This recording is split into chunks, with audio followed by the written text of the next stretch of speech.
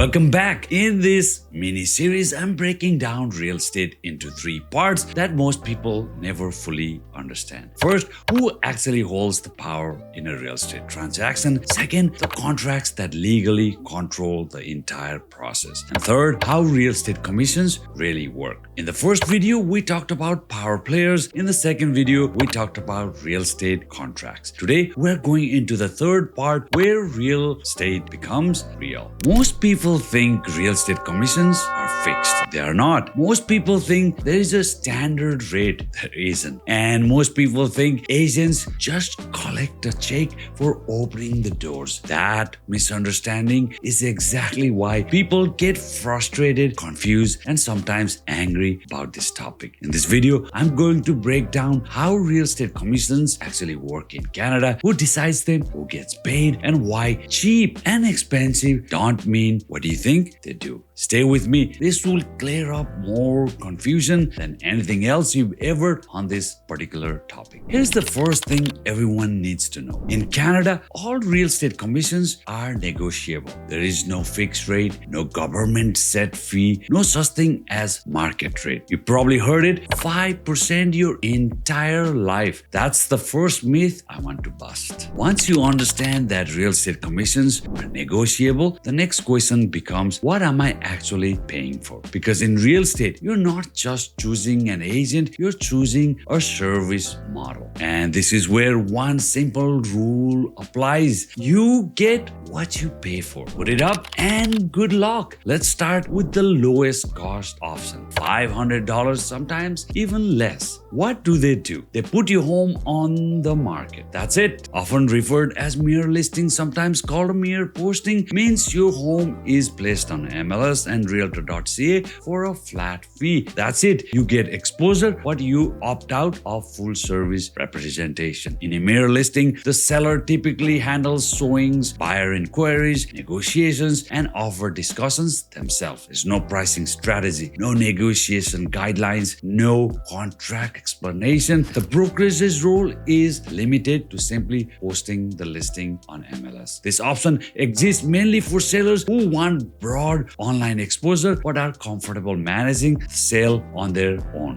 It's often used by for sale by owners who want MLS visibility without paying for full service. It can be cost effective, but it also means the seller carries most of the responsibility and risk. There's no right or wrong choice here, only understanding what you are getting and what you are not. They don't price it, they don't market it, they don't negotiate, they don't explain offers or contracts. The data accuracy, that's on the sellers. Photos, sellers, showings, appointments, bringing strangers to your home, that's your seller's job. Understanding legal terms, clauses, conditions, or irrevocable time, also the sellers. This model only works for someone who already knows exactly what they are doing. For everyone else, this can be a very expensive very quickly because mistakes in real estate aren't small. Here is one important caution I want buyers to understand when dealing directly with a seller, especially a for sale by owner or mere listing situation. When a seller is selling on their own, they do not carry errors and omission insurance. That matters if there is misinformation, misrepresentation, or missing disclosures that end up costing you buyers tens or even hundreds of thousands of dollars. Your only recourse is to sue the seller. There is no insurance policy standing behind them. Now compare that to a transaction where you have a licensed agents involved. As part of mandatory licensing requirement in Canada, both listing brokerages and buyer brokerages carry errors and omission insurance. That insurance exists to protect consumers. If something goes wrong,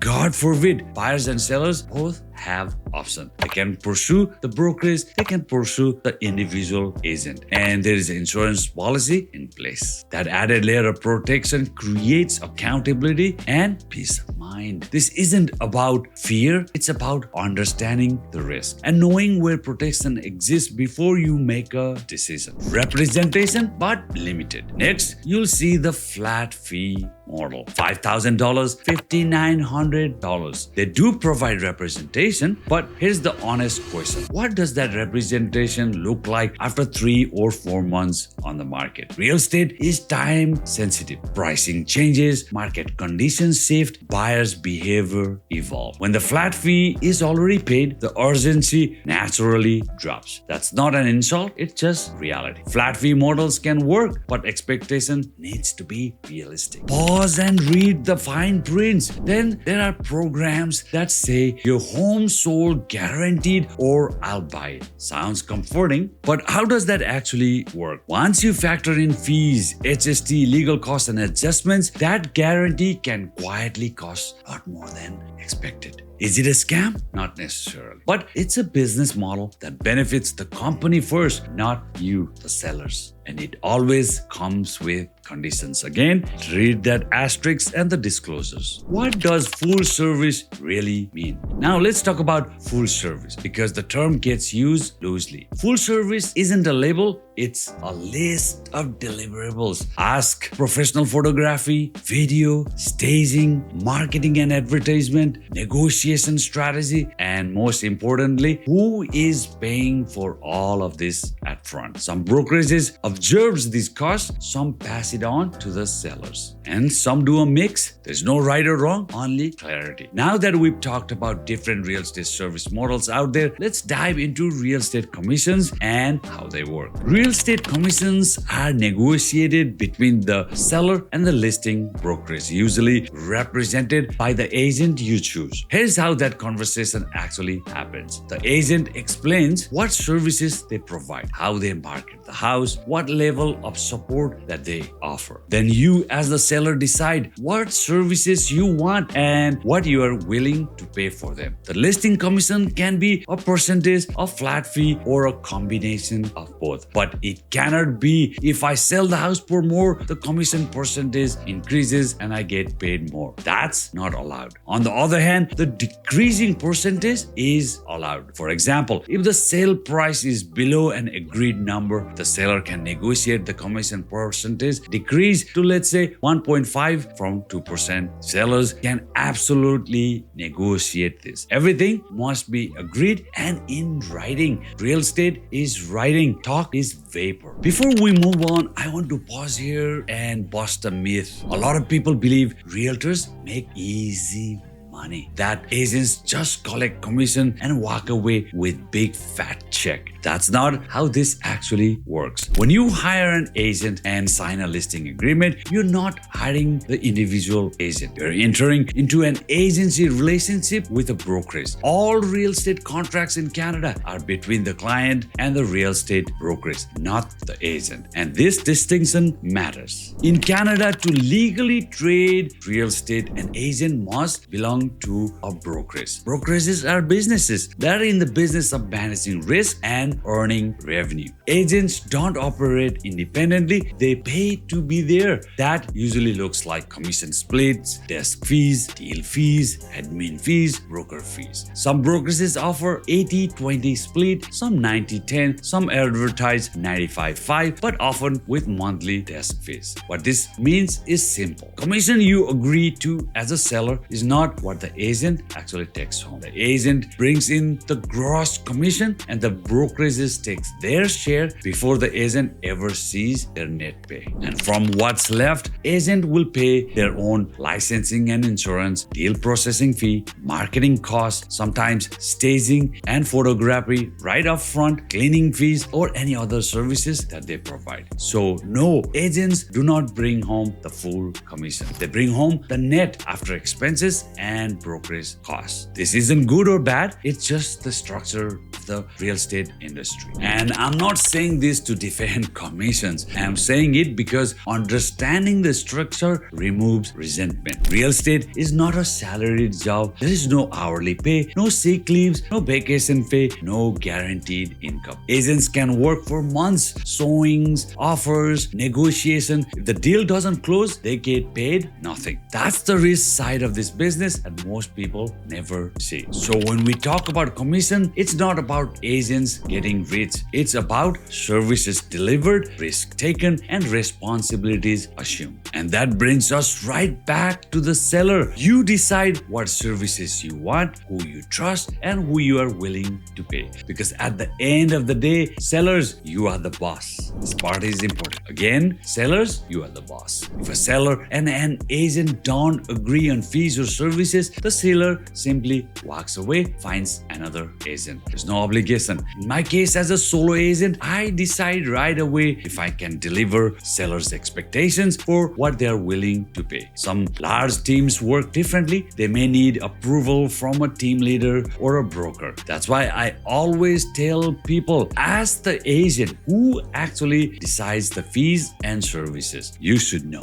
Now let's talk about the cooperating commission. This is the portion paid to the buyer's brokerage. And yes, this is also negotiable. It's usually influenced by the market you are in, what similar listings are offering, how competitive your price point is. But again, the seller decides. A seller can say, I'm offering $5,000 to the buyer's brokerage. If that happens, the buyer's agent will disclose this to the buyer. Then the buyer decides whether that compensation works for them based on their buyer representation agreement. Remember, when we talked about agreement, we said buyers are always responsible to paying their buyer's brokerage. The biggest mistake people make is assuming commissions are automatic or fixed. They are not. They are part of a business negotiation, just like price, terms, and timing. Once you understand that, the conversation becomes calm, transparent, and professional. And that's exactly how it should be. Oh, while we cover the listing commission and cooperating commission, let's also talk about the origin of buyer's agent compensation. Here's the part that's often misunderstood. When a buyer signs a buyer representation agreement, the buyers are agreeing to compensate the brokerage for services that they provide in finding them their next home. Ultimately, the buyer is responsible for paying their agent, not the sellers. That's the legal structure. Most of the time, yes, that compensation is paid from the seller's side to the listing brokerage. So buyers feel like they are not paying. But legally, the obligation still belongs to the buyer. Let me give you an example and demonstrate a commission shortfall scenario. Let's say the buyer agrees to 2% commission to their buyer's agent. Buyers finds a home you love, but the seller is only offering a fixed $5,000 to the buyer's brokerage. Now, let's say there is a gap. Let's say the house is worth $1 million and 2% is $20,000, but the seller is only offering $5,000. The gap of $15,000 doesn't disappear. The buyer has to make up the difference. Whenever I run into this situation, I stop immediately and I explain it very clear to my buyer clients. No surprises, no awkward conversations later. Then the buyer decides, do we proceed, do we renegotiate, or do we walk away? That choice always belongs to the buyer.